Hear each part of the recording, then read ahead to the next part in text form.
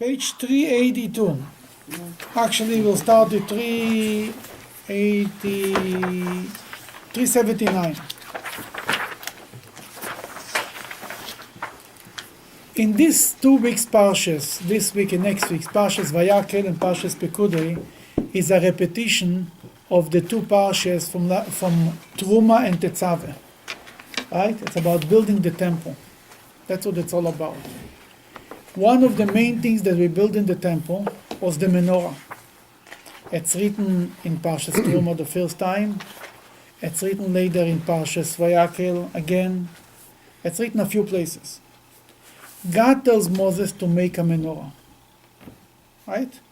On page 379, that's the first time God tells Moses, you have 379. You're right here, yes. Go ahead. You shall make a menorah out of pure gold. Menorah must be made by hammering its form out of a solid piece of gold. Okay, that first of all, the class is in memory of Jared Orchen, and the menorah should be made of 1 piece of gold. And it's being hammered out from the piece of gold. You couldn't make attachment, you couldn't prepare pieces and attach them together. They had to take 1 big piece of gold and hammer out the whole menorah. It was a very, very hard job. Go ahead. Its base, its shaft, its cups, its knobs, and its flower shall be of it the same piece of gold. 6 branches shall extend from its sides, 3 branches of menorah. 6 branches. Right? The menorah should have 6 branches. Let's turn one more page, and we'll see a picture of the branches that they depicted in this book. That's right. When you say a branch, where we see the word branches also in this book of Exodus. Usually. Kanim, the word kanim, the same word for branches. Before that, when the Torah describes when branches, where is branches in this book, in the book of Exodus? No? Branches. Oh, yeah. I don't know if... Well, for King David, but it's not in Exodus. I'm talking about Exodus. I don't know if it's Just translated... number 2, What do you mean number 2 2? tablets. No, No, branches. The word branches. branches. The word branches in the book of Exodus, I don't know how they translate it in English, but in Hebrew it's the same word. The burning bush. A little earlier.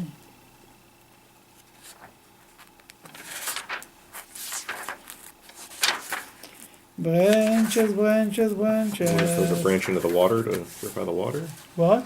The water of Mara. Well, by the well, Which well? where Moses came and met Zipporah. No, No, but you're getting closer. Wasn't the bitter waters of Mara? Where through No, he's saying earlier than that. No, it's earlier. When the Egyptians Moses beating in the Nile. The Moses in the there were Nile branches- River. There were branches there in the water. Exactly. She put let's see. I don't see the word. I don't see the word branches here actually. For some reason I thought they put it in branches. It's written in Rashi, but not in the text. I don't see. In the reeds, not branches. Not the word branches is not written here. No, it's not written the word branches. I thought it's written for some reason. I thought that the word branches is written here. But branches usually means a straight branch. A branch is not like the picture here, I have a circle. A branch doesn't go like this. A branch is a straight, that's a branch, long, straight stick. When God tells us to make branches, 6 branches, then if you would have to make a picture of a menorah the way you read from the Bible, how would you describe the branches? Look like a Bad's menorah. Like what? A Bad's menorah. well, yes, Kind of a V it would be shape. Exactly. angles at 45 degrees or something like this. Exactly. Then Be and sure that's how the Torah, that's how Rashi describes it. When Rashi speaks on branches, he speaks about straight branches. if you open on page 381, number 32, the Rashi, shall extend from its side, In each direction diagonally, going upwards. diagonally, going upward. Diagonally means the way the other menorahs are pictured. Then Rashi says that the branches of the menorah are diagonally. The word branch in itself, before Rashi, before anybody, means diagonally. Doesn't mean straight, doesn't mean round, F around. Then from where is this coming from? From the Archetytus, the Oh. Romans. Then what happened is like this. Not only Rashi, Maimonides, in the other Chumash is printed, Maimonides also, when he writes about the menorah, he also writes the word diagonally. Not only, but he only wrote it. For many, many years, we knew that Maimonides, like Rashi, says that it was diagonally. But you can argue diagonally meant it, it didn't mean it. Not long ago, 20, 30, 40 years ago, they found a paper that Maimonides made a picture of the menorah. Not just a writing. And in the picture of the menorah, he makes it diagonal lines. In addition, the son of Maimonides, Avrom ben Arambam, Abraham was his name, he writes that my father depicted in a diagonal way. It was purposely. It wasn't just because the paper was looking like this. It looked better. He purposely believed that this is the way how the menorah was. Then we have Maimonides and Rashi. Both of them lived 900 years ago. We don't have any proof that they had a connection between each other. Maimonides lived where most of his life? His Egypt. adult life in Egypt. Egypt. That was in And Rashi was in France. And if Maimonides saw the Arch of Titus, we don't know. But Rashi probably had good chances to see the Arch of Titus. Then both of them say it was diagonally. Then comes any mosaic you find in the world, it's this way. Half a circle. Every mosaic. In Israel, the main one is in the Arch of Titus. I had pictures from last time, but I forgot to bring it. It's upstairs. You see the pictures, the menorah, the Arch of Titus as a depiction how the Jews brought the menorah to Italy, to Rome. And it's written at Judah Capota, captive Jews. Basically, the Jewish slaves brought it. And you see there a menorah, and the top is half a circle, just like here. The menorah from Arch of Titus was before Rashi and before the Rambam, right? Then Rashi and Rambam were not impressed too much that the Arch of Titus looks differently. They still believed that this is the way. Obviously, they're the tradition. Then what's stronger? That's the question. The real question here in life is what's more powerful? The tradition that Maimonides and Rashi had from their rabbis, from their teachers, or the Arch of Titus? Arch of Titus had other problems, didn't it? Oh, very good point. The Arch of Titus, the menorah of the Arch of Titus, the bottom is for sure not the way it's. Can you make one of them a big picture that I'm people trying can see? to. I have found it, but I'm trying. But it Yeah, gets- today, it gets- it in gets today's out- world, you don't have to go to Italy, you Gets don't out have to of do focus. anything. well, you can see here. I mean, it's a very small image, though. Yeah, I saw many pictures of it. I mean, it's. Kind of looks like. Yeah. Yeah, absolutely. You see, the bottom of the menorah is not the way it's in the picture here either. Yeah, How There is long no does three it legs. Go this way? pass that Huh? around.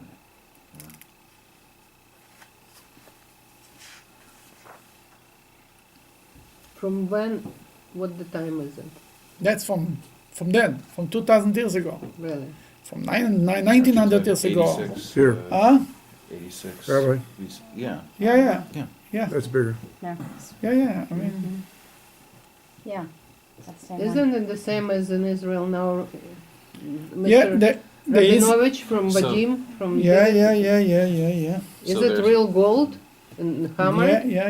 Is it? Yeah. The What do whole you say? thing? Wow. So there's a distortion of the menorah and a distortion of the the tablets in terms of their shape? Oh, that's a very good point.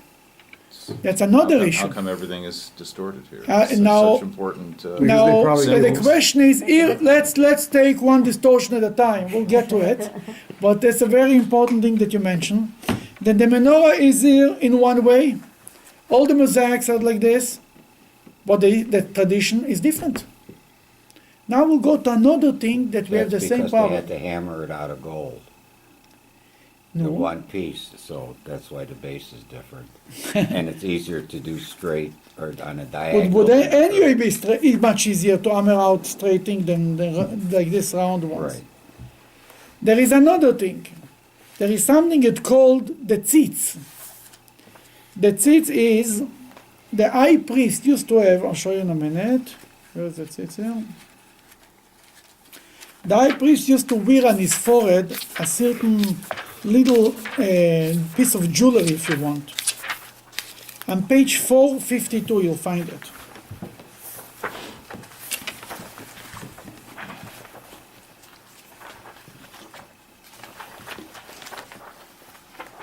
Well, first we'll read the line inside, 452, number 36. A diadem. It was a sort of golden plate. No, in the text itself. Oh, okay. You shall make a diadem of pure gold and engrave it in the manner of the signet ring, holy unto Adonai. And only to Hashem. You have to put something, a metal piece. It was only for the high priest. He used to wear it on his forehead, and it was written two words: Holy Kodesh La Hashem, holy to God. Read the Rashi, a diadem. A diadem, it was a sort of golden plate having a width of 2 finger breadths, going around the forehead from ear to ear. Okay, now you look in the picture. It's written Kodesh to God, right? Mm-hmm. Beautiful. Well, there is an argument in the Talmud how these two words were written. Like this, Kodesh to God, or because the name of Hashem, the full name of Hashem is here, is more important than everything, that cannot be that the name of Hashem should be secondary. Must be that the name of Hashem is first. According to this opinion, the rabbis, the majority opinion is, it was written Hashem in top and Kodesh underneath. Kodesh Lamed, Kodesh El was written in the bottom. Kodesh La was written at the bottom. The name Hashem was written at the top. Two opinions. Talmud tells a story about Rabbi Lezer and Rabbi Yossi. He was in Rome. What was he doing in Rome? It was the first generation after the destruction of the Second Temple, and the Romans made a lot of terrible decrees against the Jewish people.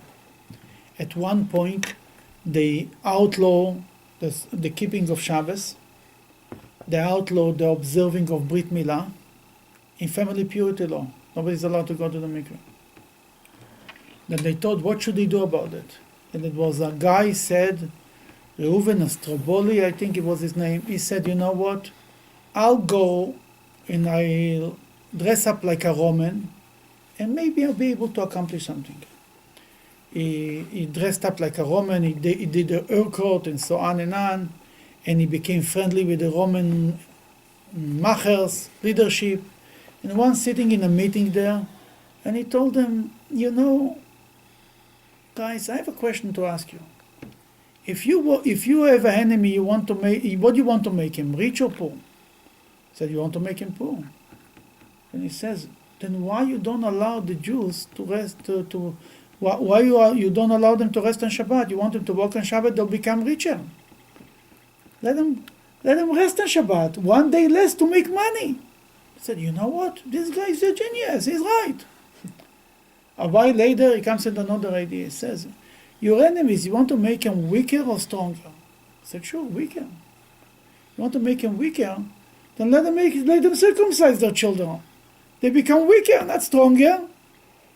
Said, you know what? We should bring back the law. You're right, absolutely. He says it goes on a good right. He says, you know, you want an enemy, you want them to be more or less? He said less. He says, you know, these guys, if they observe family purity laws, it's only 2 weeks on, 2 weeks off. They'll have less children, not more. You know what, a good idea. For a while, they took off all the decrees against Judaism. until they discovered that the guy was a Jew and he lied to them. That they brought all the decrees back. And even stronger, they got so upset, they made the Tzores even worse to the Jewish people. Then the rabbis in Israel were thinking, what should they do? Who should go to take off the decrees? They asked from Rabbi Shimon Bar Yochai, because they said this guy is melumad benisim. He's a professional, he has experience with a lot of miracles. You know, some people, some rabbis made a lot of miracles. Hashem gives them helps them more than others. Then Rabbi Shimon Bar Yochai and Rabbi Lezer and Rabbi Yossi made a trip to Rome.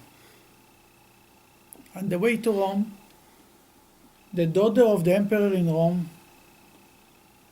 you know what a dibuk is? Dibuk. You ever heard- It's a spirit. yeah. Yeah. You heard about the movie, there is a play, the dibuk. You never heard about the dibuk? Yeah, yeah. Yeah. You have to go to Yeah, that play. did. A dibuk is like a devil enters a person. Today you would call it bipolar, I don't know what. Well, craziness. Somebody goes crazy, basically. He has a nervous breakdown. In Yiddish, there's a dibuk. That's the same word, Yeah, dibuk. same word. It's called it says a word in Hebrew for it. It's what is called An evil spirit? no, more than just an evil spirit. Shin Daled. No, there is a word for it in English. I forgot. Okay. In any case, the daughter of the king went crazy, and she only thing she screams, "I want to see Rabbi Shimon Bar Yochai. I want to see the great rabbi. The great rabbi. I need to see the great rabbi." Rabbi Shimon Bar Yochai arrived to Rome. They looked all over the city for this rabbi, she heard craziness. She went crazy and she wants to see him. He was called right away to the emperor. He didn't need an appointment, obviously. They begged him to come. He came. He made a little prayer. He became normal. The king was so grateful to him. He told them, "You can get whatever you want." He ordered to open for him the treasures of the emperor, of the kingdom, and he can do whatever he wants. But they went and they looked for the decree against the Jewish people, and they told the decree. That was at that time. If you tear the decree is over, because you lock the decree that was written in a safe. And Rabbi Lezer and Rabbi Yossi at the same time already looked at a few other things. In Rome, there were many things that came from Jerusalem, right? They confiscated everything from the temple. That he saw the curtain that used to divide between the Holy and the Holy of Holiest was a curtain. And he saw blood, stains of blood on the curtain, because they used to, on Yom Kippur, they used to sprinkle blood on the Holy of Holiest. That's one thing he saw. And then he saw another thing. He saw the tzitz. And he said, "I saw the tzitz in one line. 2 words in one line." That Chachomim, the rabbis, when it's written Chachomim means the majority. The majority of the rabbis said 2 lines. Rabbi Lezer and Rabbi Yossi says, "I was in Rome. I saw in Rome in 1 line." What do you think? He saw it. Stubborn Jews, don't listen to him. Maimonides writes, the halacha is in 2 lines. 2 lines. He saw. Who cares what he saw? Now, what does this mean? Here, they went the way that he said, in 1 line. But really, the halacha is that it has to be in 2 lines. If you did it in 1 line, it's also kosher. But to begin with, it has to be in 2 lines. Oh, if your name is Eliezer, they always go with the majority, huh? Another famous Always story of going another Eliezer. against the majority. You're right, it's a different Eliezer, but he also goes against the majority. Now, the Jews are stubborn, we know, but there must be some logic there, a little seichel must be, Because why is the reason why there is a tzitz like this? We don't know, Many people wanted to look like the high priest in Jerusalem. The high priest walked with this piece of jewelry on his forehead. Many rich people say to themselves, "You know what? I also want one. Why not? Why only him? I can afford it." But it was a concept, a rule in the Torah. You don't do anything in the same way it's done in the temple. then it makes a lot of sense that if they did something, they did it differently, purposely different than the temple. Now there was a lot of people of other idol worshiper houses who copied the temple and everything. You know, you go to the original, right? If the originalists do this, how many things are in other religion copied from Judaism? That's not a new thing. It was also in the olden days. For example, how to do the incense was to be a secret code, a secret formula that only one family in Jerusalem had the right to this secret. They never told anybody the secret. Then they were asked, why you don't give the secret? What is this? What are you keeping a monopoly on the secret? And they charged more because of that. That they said, because we don't want somebody should figure out the secret and do the same incense for idol worshipping houses. It was a family who knew how to bake the challah, the showbread for the temple in a way that it should keep fresh and it should never break. They didn't give out the secret. It was another monopoly. They say the same thing. We don't want you to take it to the idol worshipping houses. Then many things were copied from the Jewish people. That when I see a piece of metal, a tzitz, in Rome, it confiscated from Jerusalem. But who says that this is the right tzitz that the high priest was used to wear? Maybe the Jews knew that the temple is going to be destroyed. They prepared everything instead. They prepared a tzitz instead of a tzitz, and a menorah instead of a menorah.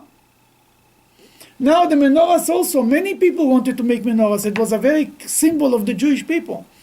Just for this purpose, not to do a menorah the way it's in the temple, to single out the menorah of the temple, out of respect and out of making sure that we don't do it because you're not allowed.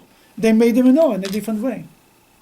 Well, certainly they knew that the temple was going to fall, so they could have created false copies. That's and for put it- sure that anybody, if I would run the temple, I would say, the war was not a week, the war was months and months and months, years. I would replace everything that's in the temple with other things and put the real things somewhere else, hide it. Not give the Roman to come in and to take it. And by the end of the second temple, they had already experienced from the first temple. That was not a new thing. They knew what's going to happen. Now, let's take an example from life, from real life. The Holocaust. What is the best proof for the Holocaust? That the Holocaust took place. You have all the different survivors talking about it. There is going to people, there is you can go to Auschwitz, you can see the buildings, right? Mm-hmm. There is real pictures. There is real recording, movies from real pieces of the Holocaust, plenty. Just with numbers. But what's the strongest proof? There is plenty of Holocaust deniers. What would be the strongest proof of the Holocaust deniers? The Auschwitz, the pictures, or the stories of the people? What do you think? Stories. Why is the story small? Why? I show him, I take him to Auschwitz, I say, here it is, here is the crematories. Here are the pictures. Here are the documents. There is hundreds of thousands of documents from the war. Still, what's the strongest proof is the story. Why? Why is the story better than this? It comes from a real person. It's not just a thing, and it's becomes a tradition that's going to be passed down. Then you can say, what do the Holocaust deniers say? Pictures. You can make pictures.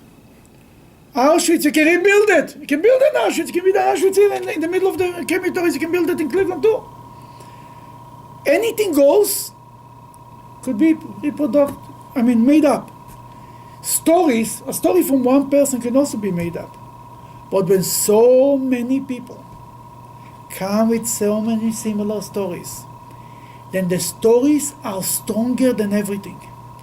Then that means to say the testimony of people is stronger than any proofs, any archaeological proofs, any pictures, any buildings, anything.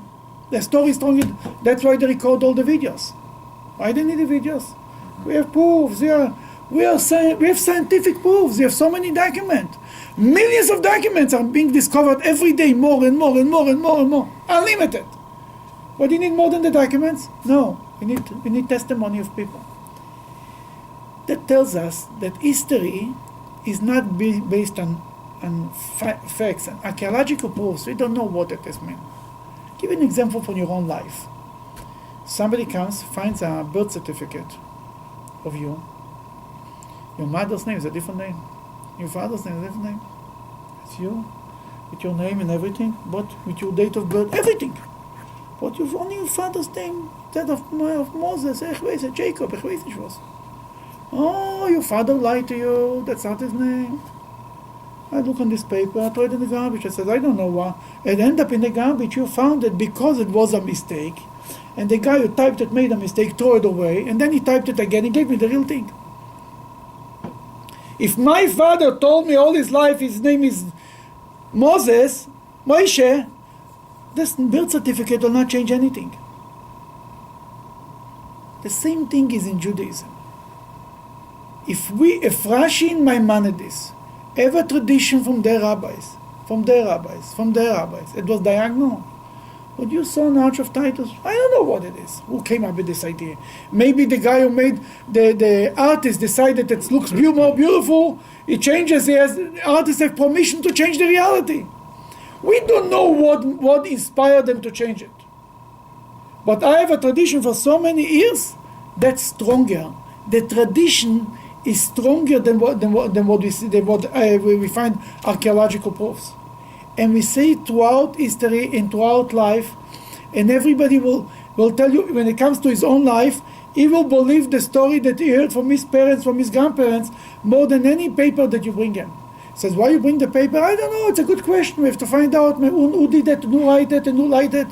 You know, there is one of the Holocaust memoirs that everybody believed that were written in Warsaw Ghetto, was later discovered that was written by somebody years later. He wanted to give people an idea what happened in Warsaw Ghetto, but it wasn't for Warsaw. He said, I found it in a battle in this. He didn't find it in a battle. It doesn't begin the whole story. He made it up. What is this bringing us? There is, the Dead Sea Scrolls, right? Today I saw actually another article that they discovered in the Dead Sea Scrolls, a new way to understand it and to write it, and they're all excited about the Dead Sea Scrolls. And many, scientists, scholars are working on it for tens of years. It's already for 4 years they're working on it, maybe more, 50 years. And there is parts from the Bible in the Dead Sea Scrolls. Now let's say they find one piece of the Bible, and they compare it from the Chumash here, and it's written here, the tzitz! Oh, it's written a different word! And this part of the Bible, the Dead Sea Scrolls are 2,000 years old. We do not have anything more ancient than the Dead Sea Scrolls. Then maybe we should take the Chumash and start to change of the Dead Sea Scrolls. That's the original one. We'll change here, we'll take out a word here, we'll do it according, we'll compare Nobody accepted it. You know why? Because I don't know who wrote the Dead Sea Scrolls. I don't know why they were hidden in a cave. In Judaism, in every shul there is something it's called agniza. Agniza is you're not allowed to throw chumash, to throw a siddur. What do? You put it in a little house, and then eventually they bury it in the cemetery, in a Jewish cemetery. We don't know why the Dead Sea Scrolls end up to be in the Dead Sea and not anywhere else. We don't know who wrote them. Maybe somebody made a mistake and you put them away. Usually when you have a book, think about it, in the olden days, to have a Chumash, to have a Bible, it wasn't printing. You had to write with ink and parchment. That it was very expensive and very, very real. That if you have a Chumash in your family, you keep it forever and ever. You don't. And you give it away to your children and you use it and you read from it again every day until literally it falls apart. Everybody takes a piece to his family. Or I'll take this page, you take this page. Everybody wants to hold on to some pages. That's his cause to find them hidden in a place. Why should you find them hidden? The point is, a paper will not change a tradition. That's what the point is. Because the paper is more important than tradition. And that's a very, very important concept to remember. And that's what Judaism stands off. We have the book. But where is the book? The book stands on tradition. For example, we're reading in this Parsha. What is this noise?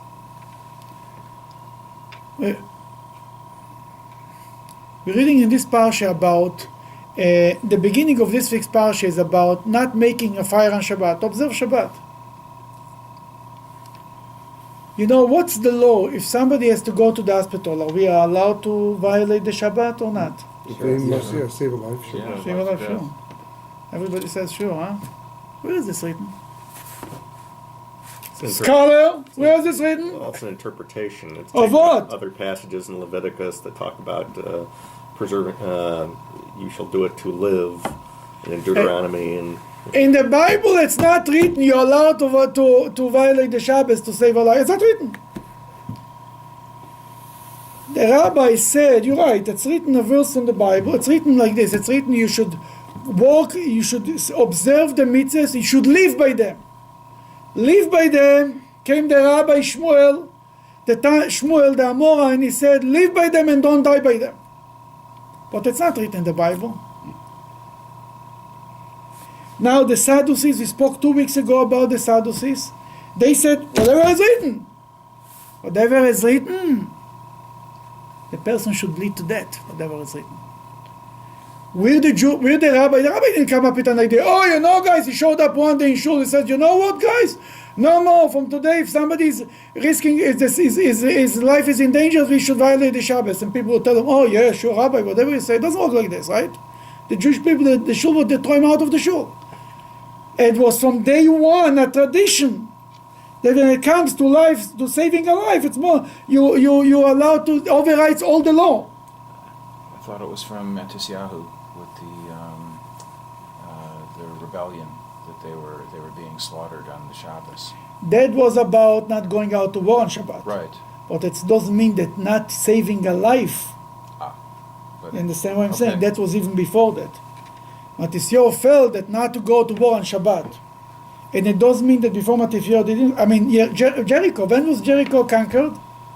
Jericho was conquered on Shabbat. What I mean to say is, the tradition was not, when you go only by the book, by proofs, by written proofs, by archaeological proofs, who knows where you're going to end up? It's all the proofs. Why we believe the written book? Because living people gave it to us. That's why. Not because. Oh, thank God. Then, but if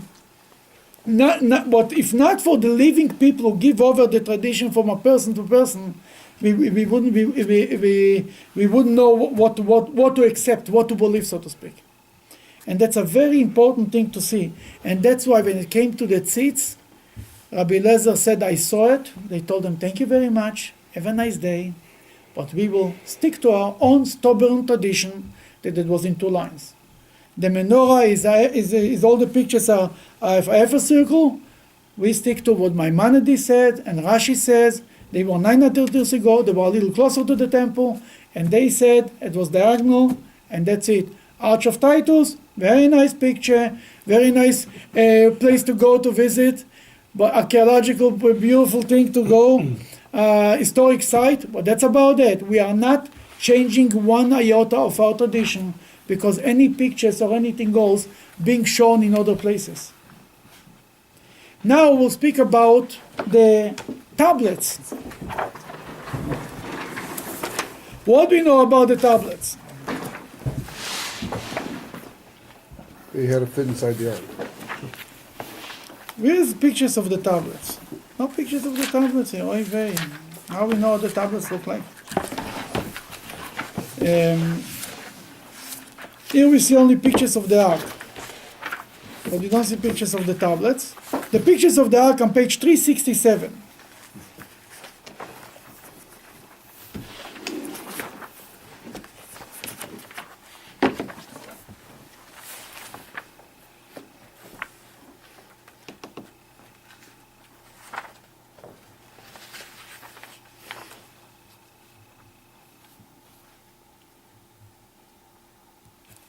You don't see pictures everywhere you go. You see pictures of the tablet. We have pictures of tablets right on this picture.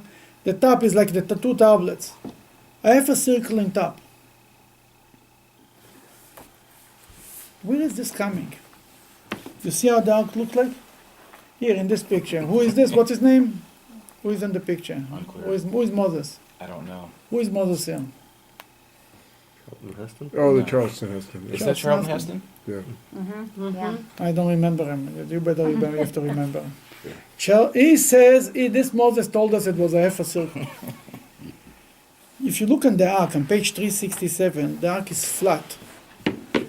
And the measurement of the ark and the measurement of the tablets filled up the ark. It was not one space, 1 inch available. If the ark is flat and the tablets are round, that means there is space available, empty space.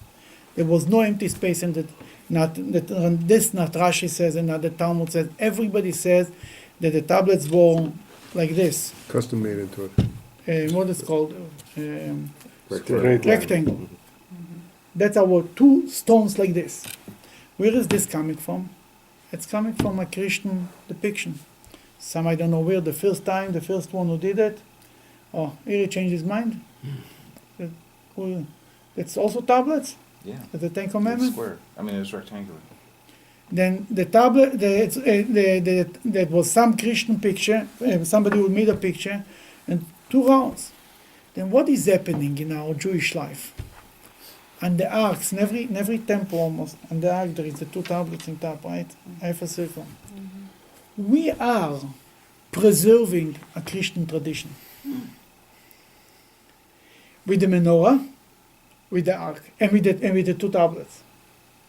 Something that's clearly was the tablets were never in half a circle, and the menorah was not half a circle, but because it was already everybody remembers. No, that's how everybody recognized the 2 tablets. That's what we know. 2 circles.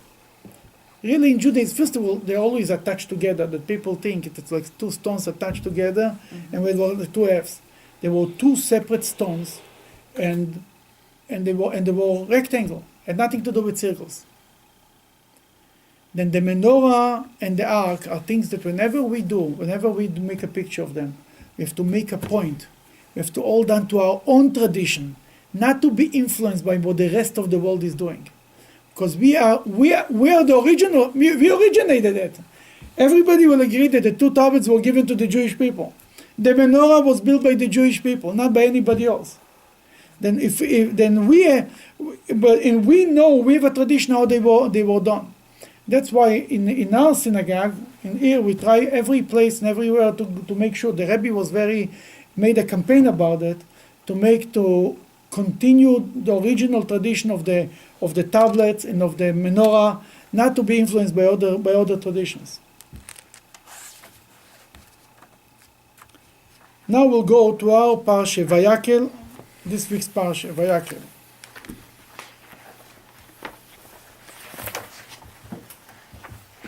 To something else that the end of the Parsha, something else that was donated to the temple. On page 576, actually 575.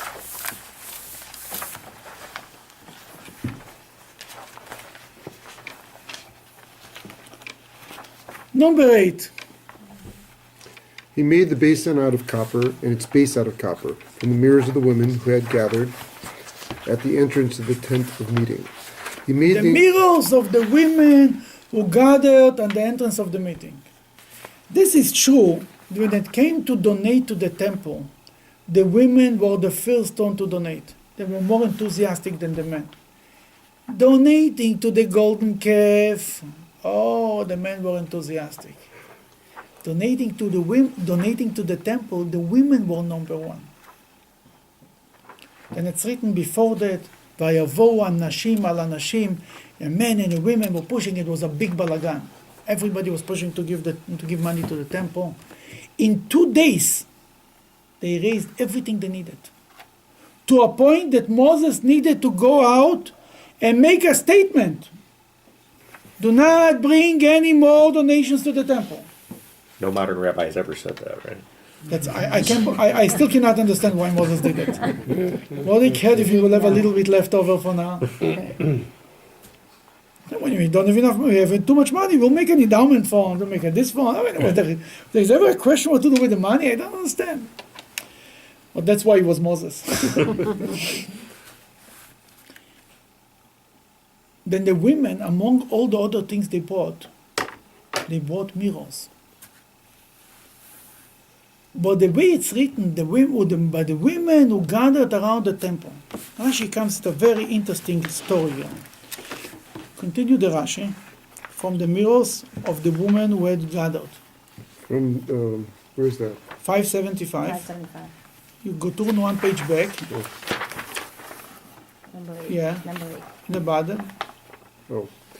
From the mirrors of the women who had gathered, the daughters of Israel possessed mirrors into which they would look when adorning themselves. Even those they did not withhold from bringing as a contribution for the Mishkan. You know, a mirror, that's a basic thing that every woman needs. Everything they brought to the temple. They cleaned up their tents. Everything went to the temple. I'm sure the husbands were not too happy about that, but the women brought everything to the temple, even the mirrors. Okay. However, Moshe found them repulsive, and since their purpose is to incite the evil inclination. Moshe Rabbeinu saw the mirrors. He came fair mirrors to the temple. What's going on here? All these mirrors here. Why didn't you want mirrors? In a temple, in a holy place, you're not allowed to look at it. When you pray, you're not allowed to look at you, and you cannot have a reflection of yourself. You cannot pray in front of a picture that has a glass and reflects yourself. You're not allowed to pray in front of it. Because you have to pray to God. It looks like you're bowing to yourself. Like you're worshipping idols, kind of. That's number one. And more than that, he says here, the mirrors were made for the evil inclination, for the Yetzer Hara. What is the mirrors made?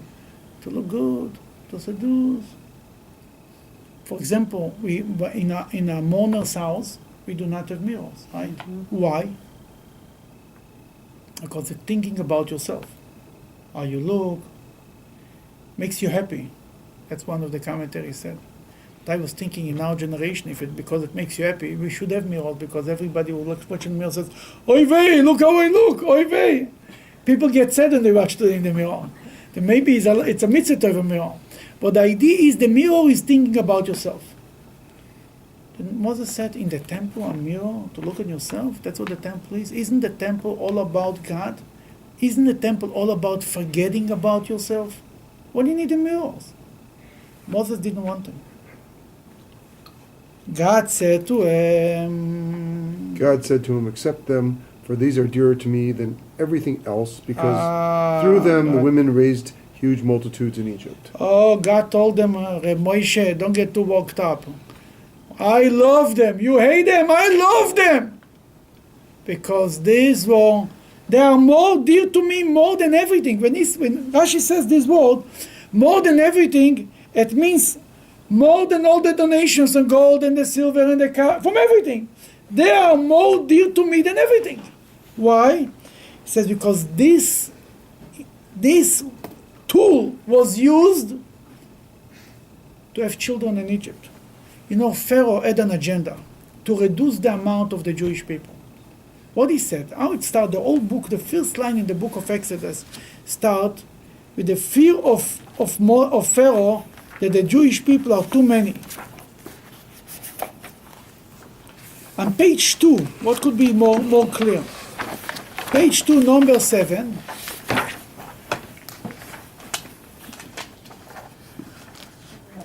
Okay, I'm here. In top of the page, The Bnei Israel were fruitful and prolific, and their population multiplied.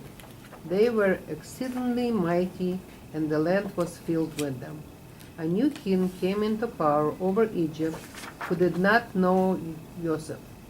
He said to his people, "Behold, the people of the Bnei Israel are becoming too numerous and strong for us. Come, let us deal wisely with him. Lest he increase so much that if there is war, he will join our enemies and fight against us, driving us from the land. They appointed conscription officers over him to oppress him with their burdens. Okay, then what they did, how to get rid, he was afraid of becoming too many. What he did, he made them slave workers. What was that the idea? He took them out to other places to work. They will never be home. They will never be home, will not be children. Simple. One way was to kill the babies. That was another way. Now we'll go back to the Rashi. What the Jewish people did, Mark. What the Jewish women did. When their husbands were exhausted from the When their crushing husbands were labor. exhausted from the crushing labor, they, the women, would go and bring their food and drink and feed them. They would take the The mirrors. women went to the fields, to them. They didn't wait until they come home, because they never came home. They would then take the mirrors, and each one would look at herself with her husband in the mirror and entice them with words saying, "See, I am more beautiful than you." Page 576. Thereby awakening their husband's desire, and they would cohabitate with them. They conceived and gave birth there, as stated. Oh, here is the story. They had children. They gave birth, they encouraged the husband to have children. The husband did not want to have children. For what? For slavery? To die? To be thrown into the river? Who needs babies? Even Amram did not want to have more children. Moses' father. The women continue to have Jewish children. And the mirrors were used for it. And God said, for me, the mirrors are very dear, my friend, Reb Moshe. If not for these mirrors, we would not have another generation to take out from Egypt. You know, it's written in the Talmud, because of the righteous woman, the Jewish people deserve to go out from Egypt. Because the righteous woman in Egypt, I mean, you can think, oh, the righteous women, they probably prayed the whole day, they said psalms, they went to shul every Shabbat, zichveis every day, and they were doing mitzvahs and all big people. No. The righteous women were the women who had children. If they would not have children, it wouldn't be another generation to take the Jews out from Egypt. You know, we're talking about Jewish education and Jewish days. Number one, we need to have children. Then we can talk about which education we'll give them and where we'll take them and what we'll do with them. Number one most important goal of the Jewish people is to have children. You know, today, we are still not recovered from the Holocaust. Before the Holocaust, we were 18 million Jews. We are now 15 million Jews, maybe. And in America, it's shrinking by the day. Then, number one, we need to have children. The Jewish women in Egypt use the mirrors that God says, for me, it's not evil inclination. They took something that was made for the evil inclination and utilized it for the most holiest, most noble purpose, having Jewish children, establishing a generation. And that's why God loved it. Because the mirrors show that you can take everything in the world and turn it to a holy service of God. It means the mirrors in itself are not bad. That's what you do with it. And you utilize it for the right thing. The same mirrors that in a synagogue are not allowed to be are in the temple. Where he put them in the temple? He put them in the temple. They made a basin, a washing basin to wash the hand before you enter the temple. They put it there. Means to say, kind of telling the Jewish people, before you enter the temple, there's something more important. Is having a family. You know, in the temple, it was men's only walked in the temple. You know why? Because God wanted to say there is something more important than the temple, the homes. He didn't want to take away the women and give them to walk in the temple. Well, it's okay if you don't, if you not offer incense, will be better. There is more important things, and even more. The temple was only walking from sunrise to sunset. At night, nothing was happening in the temple. They put on the altar sometimes meat and things that were not burned on the altar. They burned overnight, but there was no service going on in the temple during the night. Sunset, it was a morning sacrifices by sunrise, and a morning service sacrifice by sunset, and that was the end. When this offering was offered, no offering was allowed to be offered after that. Why was it at night the temple is closed? Because God says there is a more important temple than the temple. And this temple calls you Jewish home. And when you come at night, you go home and you raise your family. And that's even more important than the temple. That's what these mirrors were teaching. And that's what this mirror reminded the Jewish people. Then when you look, sometimes it looks bad, it's made for the evil inclination. It's how you look of it. And if you put on the right pair of glasses, you'll see a whole different picture in this. What looks like somebody's doing, I can't believe he's doing it. Maybe he has a different intention and it's the most beautiful thing he can do. That's one thing we can learn from this parsha. And there is another piece that I wanted to concentrate on this parsha. On page 562, it describes all the people who brought donations. Go ahead, top of page 562.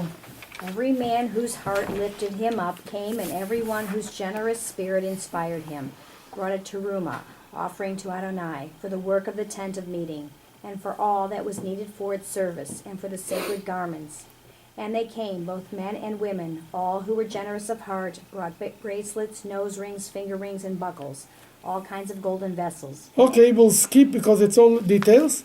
We'll go to the same page, 563, number 27.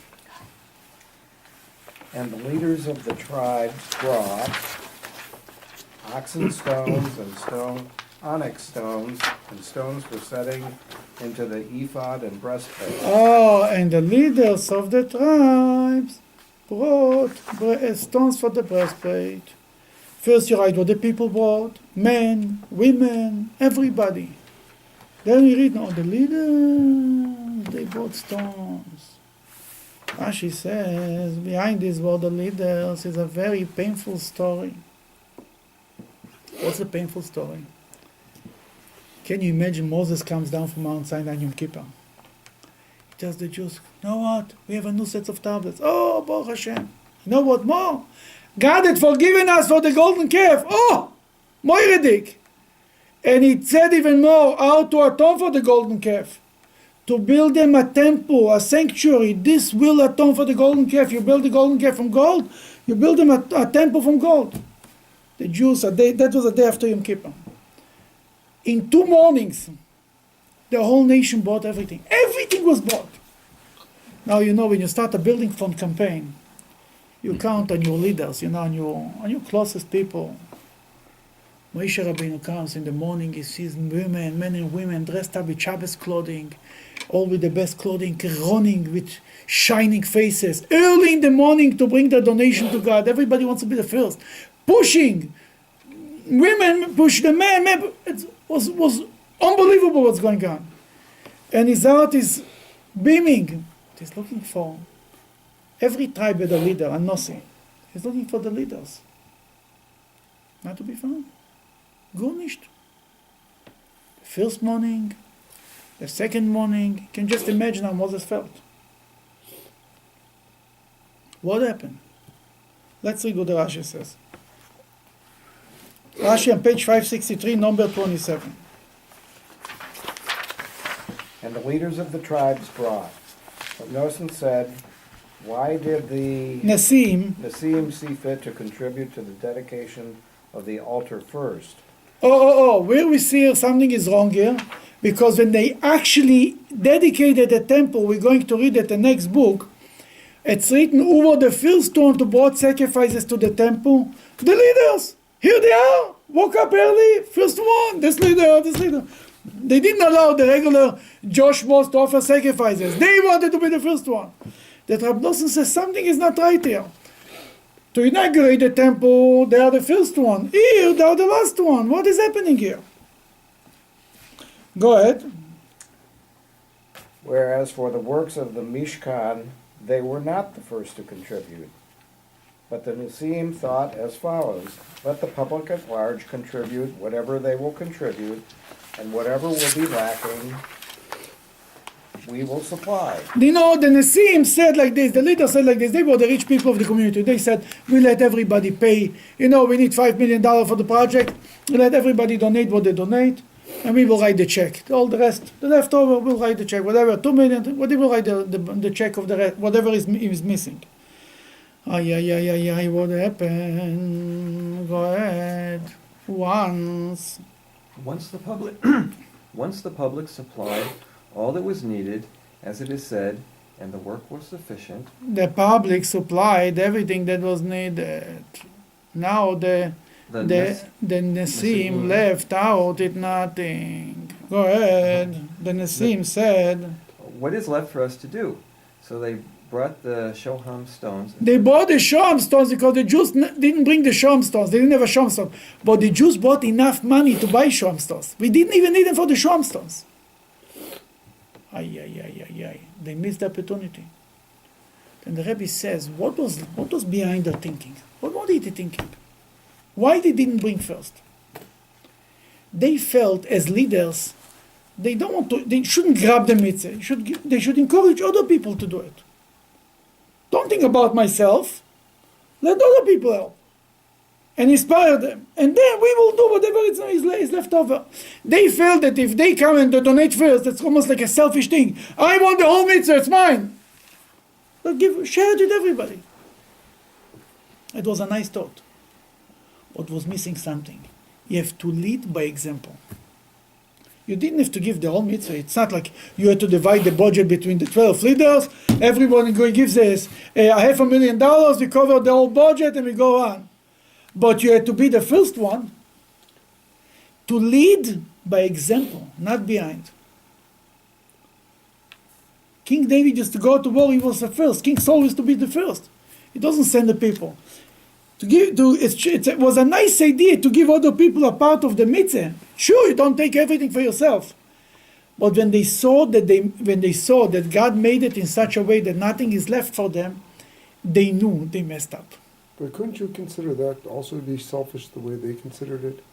In the sense that a mitzvah is not complete till it's completed, and the person who completes it, even if it wasn't the one that initially gets the credit for the mitzvah. That you want to say that they wanted to be the last one to do it, to complete the mitzvah. You can say also, that's a thought. You can also say that the person who is building actually the temple is completing the mitzvah. He is completing it. You understand what I'm saying? But still, you can say that. But you have to find where was the noble thinking of them. They were the leaders. They were not regular people. Obviously, if they were from a whole nation of 2 million Jews, they were 12 people who were chosen. Obviously, they were worth something. They were not. That's why the disappointment is even bigger. But from here we learn, whenever you want to teach, if we are leaders, it's true that you have to care for other Jews and not to grab the mitzvah for ourselves.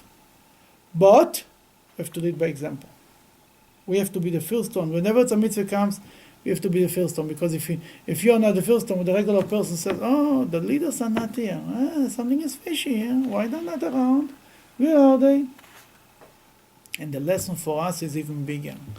When you start to do something, and the people who are closest to you, you think that you count on them, and they don't want to help you, don't give up.